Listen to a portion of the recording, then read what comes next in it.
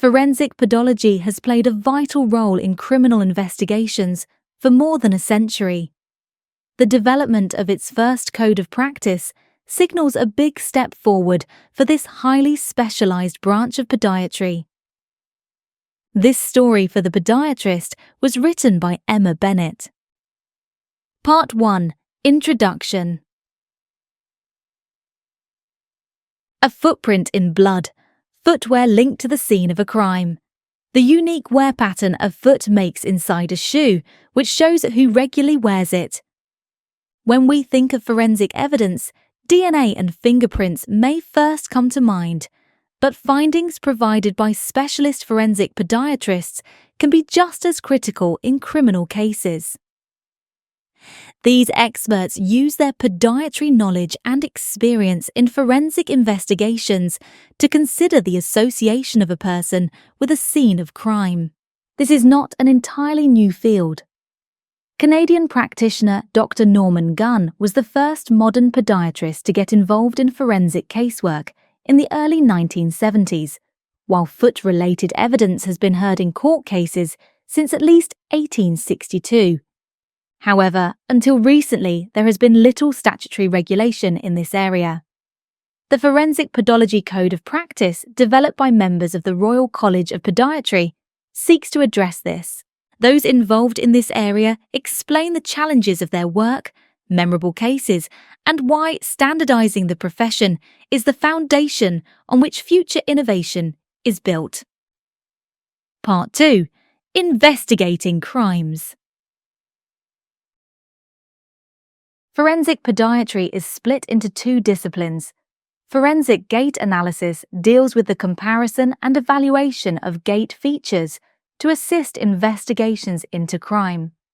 Practitioners examine CCTV images provided by the police and compare this with other footage of a person of interest.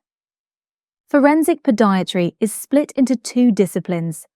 Forensic gait analysis deals with the comparison and evaluation of gait features to assist investigations into crime. Practitioners examine CCTV images provided by the police and compare this with other footage of a person of interest. By contrast, forensic podology entails examining footprints and footwear and using podiatry records to assist the criminal justice system. Dr. Sarah Reel is a specialist in forensic podology and acting head of the Royal College of Podiatry's Forensic Podiatry Special Advisory Group. A typical case for her, she says, would be where the perpetrator has left shoe print evidence which can be linked to a specific shoe being worn by the suspect at the time of arrest.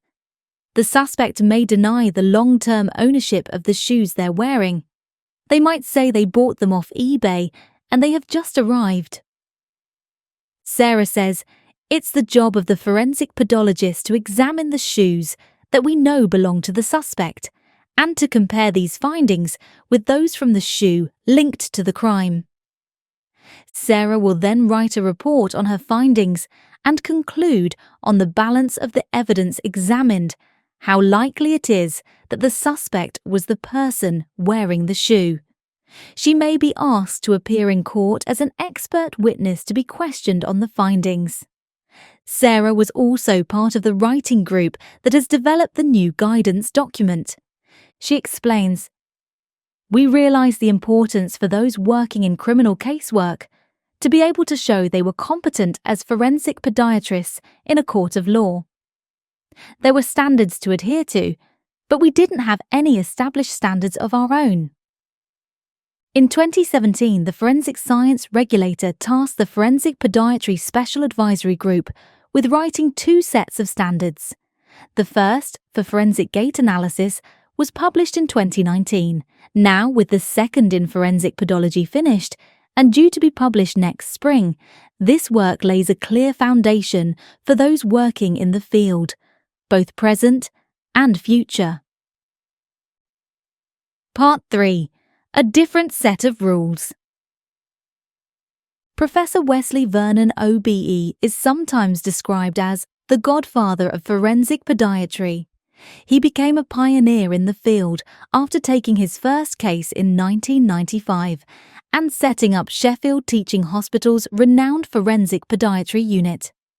The service, which he ran for many years with podiatrist Jeremy Walker, brings together those working in this area to undertake and publish research and carry out national and international casework. Wesley says it isn't enough to just be an experienced podiatrist. Successful practitioners in forensics also need a solid understanding of the law and their area of expertise. Wesley says, to use an analogy of Jeremy's, you might be a very good rugby player, but you don't just go onto a football pitch, pick up the football, and start running with it. It's an entirely different area of practice, with an entirely different set of rules. If that's not understood, you could run into problems very quickly. You could discredit yourself and potentially discredit the whole discipline. That means being clear from the outset what the role and scope of practice includes. Professor Ivan Birch is a full-time forensic gait analyst who spent years teaching biomechanics and physiology to podiatrists. He says it's important for practitioners to understand the difference between their role as healthcare professionals and as expert witnesses. Ivan says, a podiatrist brings a theoretical and an experiential advantage to the field through their detailed and thorough understanding of the normal structure and function of the human foot and gait. This is gained through their caseload and professional practice. However, they are trained to bring evidence together to make a diagnosis. In forensics, it's almost the opposite. You're not narrowing the field, you're widening it. People often think it's their job to identify a person, but the role of an expert witness is to provide an unbiased assessment of what they have seen. I've had cases where we have analysed two pieces of footage where there are great similarities between them, but it turns out not to be the same person. Part 4. One piece of the jigsaw. Ivan led the development of the Sheffield Features of Gait tool, a validated methodology widely used nationally and internationally, which uses more than 130 different features of gait variants to assist with gait analysis. But while it provides a consistent approach to the practice, the forensic process is complex and multifaceted. Nadia Asgersdotter is a forensic scientist working with Ivan at his practice, Forensic Gait Analysis Services. She explains, when analysing and comparing different video footage, you have to keep in mind any limitations before you make your final conclusions. There's a lot that can affect a person's gait and the way they might show up on camera, including the ground surface, if they're walking around objects or other people, what they're wearing, and so on. Forensic podiatry alone cannot precisely identify a single individual within a population. It's one piece of the jigsaw of evidence presented in a case. Part 5. On the stand.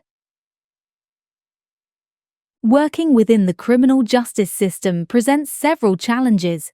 For a start, as an expert witness, you have a duty to the court above all else.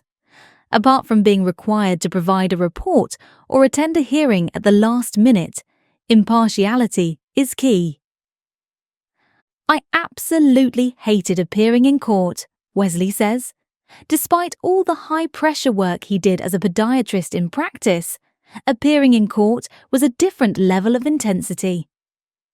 Cross-examining barristers have two main strategies, he continues. The first is to invite you to step outside of your sphere of knowledge. If you do that, you're in trouble. The second is to tighten that sphere, so you can't get across just how much you know about the subject. They also look for any opportunity to cast doubt on your credibility. Staying up to date with relevant research in your own subject and the law can go a long way to preparing a podiatrist to take the stand, together with undergoing specialist training and peer support. Nadia adds that being clear about the role is also vital. She says, "Once I've finished my report and I go to court, I approach it like my job is already done. I'm only there to explain how I came to my conclusion. It's not my job to convince anybody. That's for the barrister." Part 6. Weighing the evidence. The number of requests for help from podiatrists with casework has increased from around 2 a year in the mid-1990s to around 2 a week today, according to Wesley and Ivan. With this, governance has grown tighter and more standardized practices have been developed. Sarah says, "I feel very proud to have been involved with the development of the Forensic Podology Code of Practice, which took 5 years to complete. The writing group was spearheaded by members of the Royal College of Podiatry, working with forensic scientists and members of the Chartered Society of Forensic Sciences. This turned out to be a great working collaboration. The additional contribution and support from forensic science professionals in completing the Code of Practice has ensured forensic podology casework will be more standardized, and it also provides a structured pathway for those coming into the profession. Research is ongoing in other areas to find new and better ways to analyze data.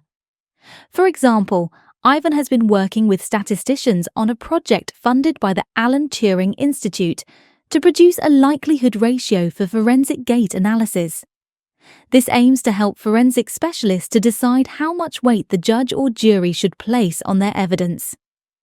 Ivan says, "Our next step is to put our findings into a format that can be easily used by a practitioner. If we can get it to work, it could help to solve a problem that's fundamental to all forensic disciplines." AI and machine learning could also have an important part to play in future practice. Sarah was involved with research that used AI to assess whether a footprint belonged to a male or female suspect. The model got around 90% accuracy, which is better than an expert can achieve, she says. "I think any science would be remiss in not taking AI very seriously."